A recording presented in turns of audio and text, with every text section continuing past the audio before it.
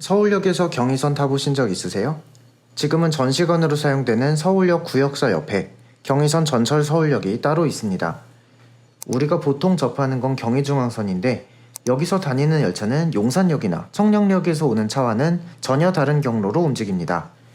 왜 노선을 하나로 안 합치고 두 개로 만들었는지 이 이야기는 100년 전으로 거슬러 올라갑니다.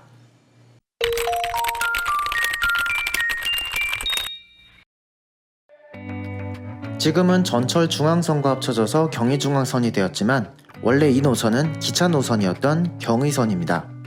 경의선은 서울과 개성, 평양, 신의주를 연결해주고 압록강 건너 중국까지 가는 경부선과 함께 한반도를 종단하는 주요 간선입니다. 1905년에 개통한 경의선은 놀랍게도 지금의 서울역인 남대문역에서 출발하지 않았고 용산역에서 출발했습니다.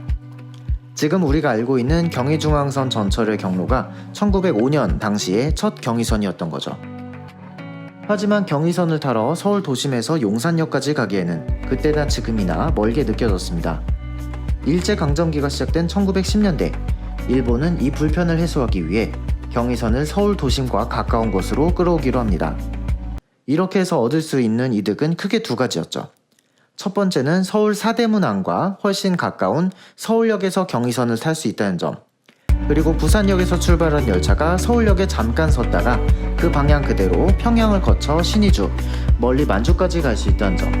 조선을 식민지로 만들고 대륙을 침략하려던 일본에게는 어찌 보면 필수적인 노선이었던 셈이죠.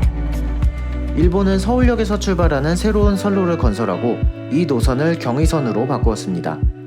그리고 실제로 이 선로를 통해 부산에서부터 서울을 거쳐 일본 식민지 만주국의 장춘과 신경까지 한 대의 열차로 운행을 했습니다.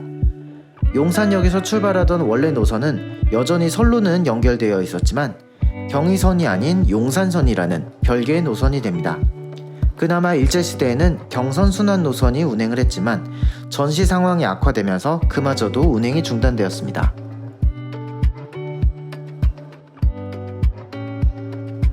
해방과 전쟁, 분단을 거치면서 경의선은 다이나믹한 위상의 하락을 맞이하게 됩니다.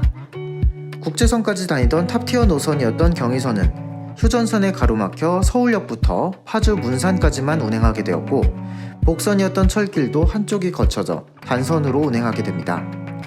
1시간에 한 번씩 모든 역에 정차하는 통일호가 운행했지만 국제선 열차가 다니던 과거와는 너무나 다른 초라한 모습이었습니다. 그리고 1990년대 경의선의 운명을 바꿀 도시가 건설됩니다. 바로 일산 신도시였죠.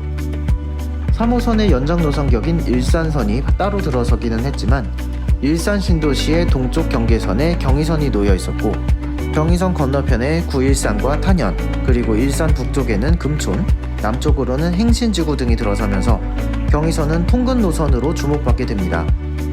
전철이 운행하기 이전의 통근열차 시절에도 출퇴근 시간에는 30분에 한 대씩 운행하기도 하고 전철도 아니면서 심량으로 운행하기도 할 정도였습니다. 90년대 후반에는 우리가 흔히 생각하는 전철을 굴릴 수 있도록 복선 전철화 공사가 착공되었고 오랜 공사 끝에 2009년 7월 문산에서 디지털 미디어 시티까지 경의선의 첫 번째 구간이 개통합니다. 다만 이 노선에는 큰 약점이 있었습니다. 서울 도심으로 향하는 광역버스가 광화문과 서울역으로 바로 들어오는 데 비해서 경의선 개통 구간은 서울시 경계로 막 들어선 디지털 미디어 시티역이 마지막이었다는 점이죠. 심지어 이때는 공항철도도 개통하기 전이었기 때문에 DMC에서 6호선 합정해서 다시 2호선으로 갈아타야 서울 도심으로 직접 들어갈 수 있었습니다. 철도공사도 이런 문제점을 사전에 인지했기에 옛날부터 1시간에 한 대씩 다니던 통근열차가 빠진 자리에 전철을 운행합니다. 문산에서 DMC까지는 선로를 늘렸기 때문에 배차 간격 15분으로 시간당 4대, 그리고 이 중에 한 대는 DMC를 지나 서울역까지 가는 거죠. 이 한 대가 지금도 운행하는 서울역행 경의선입니다. 사실 원래 계획상으로는 경의선이 용산까지 완전 개통되는 것과 동시에 이 서울역행은 없어지는 거였습니다. DMC에서 서울역으로 향하는 경로는 전철은 뜸하지만 차량기지로 향하는 각종 열차가 운행해서 선로 역량이 빡빡하거든요. 새로 생기는 경의선 전철은 용산역까지 완전히 개통과 동시에 중앙선과 바로 직결 운행할 예정이었고 가뜩이나 없는 차를 두 곳으로 나눠서 운행하면 배차 간격이 뜸해져 이용객들이 불편해지는 것도 사실이니까요. 2012년 경의선 전철은 공덕역까지 연장됩니다.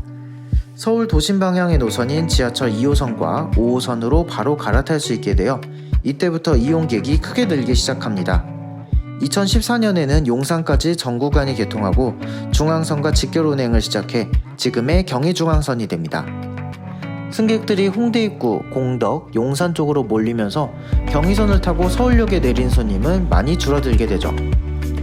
이쯤 되면 원래 계획대로 서울역행을 없애도 되겠지 라고 생각했겠지만 철도 이용이 불편해지는 지역 주민들이 반대하면서 서울역행 열차를 존치하기로 합니다.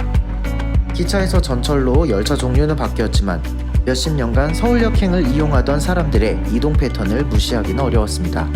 대신 철도공사는 줄어든 손님에 맞춰서 열차를 8량에서 4량으로 축소하고 일부 시간대에 문산역 출발이 아닌 대곡역 출발로 일부 시간대의 운행 구간을 축소하면서 현재의 운행 패턴이 만들어지게 됩니다.